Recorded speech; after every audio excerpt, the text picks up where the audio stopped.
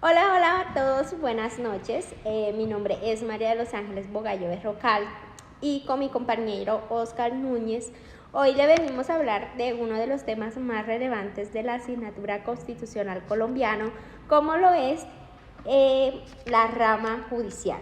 Y para ello le vamos a hablar un poco sobre lo que es la estructura de la rama judicial, las jurisdicciones, el control político, y además le vamos a dar una sentencia muy relevante que nos habla de uno de los conceptos más importantes sobre este tema. Para empezar, la rama judicial está dividida o está estructurada por 6 jurisdicciones, como es la jurisdicción ordinaria, que está compuesta por la Corte Suprema de Justicia, y esta se subdivide en tribunales superiores del distrito judicial y los juzgados. Después encontramos la jurisdicción de los contenciosos administrativos. Aquí encontramos lo que es el Consejo de Estado, que está dividido por tribunales administrativos y juzgados administrativos. Después nos encontramos con la jurisdicción constitucional, que está conformada por la Corte Constitucional, que es el alto nivel jerárquico de las normas. También encontramos las jurisdicciones especiales, que son todas aquellas autoridades territoriales indígenas.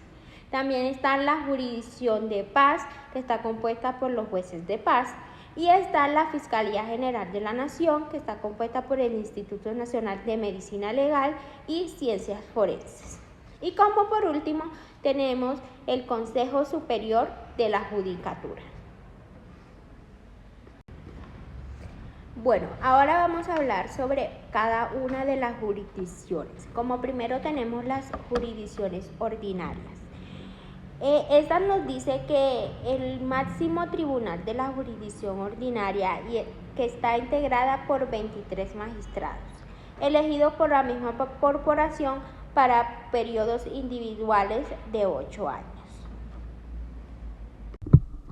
Después tenemos la jurisdicción de los contenciosos administrativos, que en sus funciones se da por medio de 3 salas integradas así. Está la plena, que son por todos sus miembros, la de los contenciosos administrativos por 23 consejeros, y la de la consulta y servicio civil por los 4 consejeros restantes. Las salas de los contenciosos administrativos se dividen en 5 sesiones, cada una de las cuales es integrada así. La primera sesión está integrada por 4 magistrados, la segunda sesión está integrada por 6 magistrados, la tercera está integrada por 5 magistrados, la cuarta y quinta están integradas por los últimos 4 magistrados. Después encontramos lo que son las jurisdicciones constitucionales, que está constituida por la Corte Constitucional, y obviamente pues es la máxima jerarquía de las normas. También después encontramos lo que son las jurisdicciones especiales, que nos habla sobre las jurisdicciones sobre las autoridades de los territorios indígenas, que esta nos dice que están previstas en la ley y que ejercen sus funciones jurisdiccionales únicamente dentro del territorio. La Fiscalía General de la Nación también nos dice que la Fiscalía General nació en 1991 y fue promulgada de la nueva Constitución Política y empezó a operar desde el 1 de julio de 1992. La Fiscalía General de la Nación, el fiscal será elegido por un periodo de 4 años por la Corte Suprema de Justicia, y esta Fiscalía General de la Nación está integrada por el fiscal general, los fiscales delegados y los demás funcionarios que determine la ley. Y como por último tenemos las salas del Consejo Superior de la Judicatura. Se divide en 2 salas, la sala administrativa y la sala jurisdiccional disciplinaria. A continuación los voy a dejar con mis compañeros, que les va a hablar un poco sobre el control político, y además de eso nos va a hablar sobre una sentencia que nos ayuda a entender un poco más el concepto de la rama judicial. Hola, buenas noches. Bueno, pues gracias a mi compañera María por la presentación que tuvo. Vamos entonces a hablar acerca del tema del control político.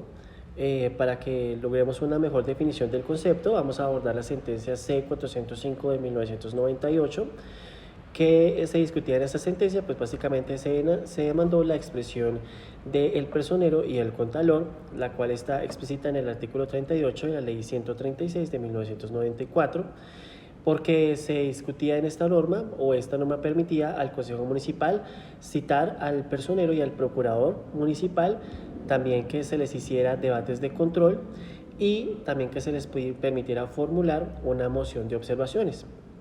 ¿Qué es una moción de observaciones? Es básicamente una especie de reproche político.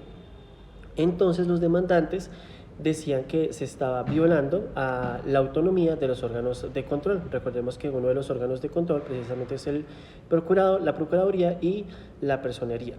La Corte entonces tuvo que decidir si este tipo de control era constitucional o no.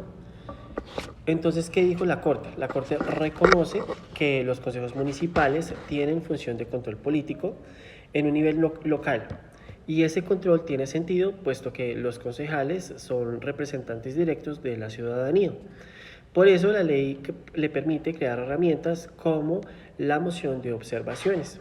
Pero también la Corte aclaró que el personero y el contralor son organismos autónomos, no son subordinados de los alcaldes ni de administraciones municipales, y por tanto el control no puede convertirse en una especie de presión política. Ahora vamos a definir un poco más cada concepto de lo que es el control político. En esta sentencia, quien ejerce el control es el Consejo Municipal, a quien controla es a los funcionarios del municipio, incluidos al personero y al contralor. El instrumento que se usó es la moción de observaciones, y el límite es la moción que no autoriza al alcalde a sancionar o a remover el personero o el contralor. Decidió entonces la Corte declarar la norma constitucional, pero de manera condicionada. Esto quiere decir que se puede citar y debatir la gestión del contralor y del personero, y si se puede emitir también la moción de observaciones. Pero esa moción no puede obligar al alcalde a sancionarlos, y tampoco el personero, el control que se tiene no puede recaer en las funciones asignadas por el Consejo. Sus funciones tienen que ser como el Ministerio Público. Aquí nos permite entonces esta sentencia de manera concluyente definir que sí hay un control político y que existe o debe existir sin afectar la autonomía de los órganos de control. Ahora vamos a establecer cuáles son las diferencias que se tienen entre el control político y el control judicial en Colombia. Entonces, en Colombia existen dos mecanismos fundamentales para garantizar el poder público, para que éste no se ejerza de manera arbitraria. Estos son el control político y el control judicial. Ambos buscan proteger la Constitución, pero lo hacen desde espacios y desde escenarios distintos, desde procedimientos distintos. El control político, quien lo ejerce en Colombia es el Congreso de la República. Recordemos que el Congreso lo conforman la Cámara y el Senado. ¿Sobre quién lo ejerce? Sobre el gobierno, que sería en este caso el presidente y los ministros. ¿Cuál sería la finalidad? Sería vigilar y evaluar la gestión gubernamental que se tiene por parte del gobierno. El fundamento constitucional lo podemos tomar en cuenta con los artículos 114, 135, 208 y 209 de la Constitución. ¿Cuáles son los instrumentos que se pueden usar? Es la moción de censura y las preguntas al gobierno. Un ejemplo sencillo es si el Ministerio de Salud toma decisiones cuestionables, el Congreso puede explicarlas, y si no convence esta explicación, ellos pueden presentar una moción de censura. El control judicial es, quien ejerce el control judicial son los jueces y las altas cortes, como lo son la Corte Constitucional y la Corte Suprema de Justicia. ¿Sobre quién se ejerce este control? Sobre la autoridad pública y en ciertos casos a autoridades específicas. La finalidad entonces sería garantizar la supremacía de la Constitución y proteger los derechos fundamentales.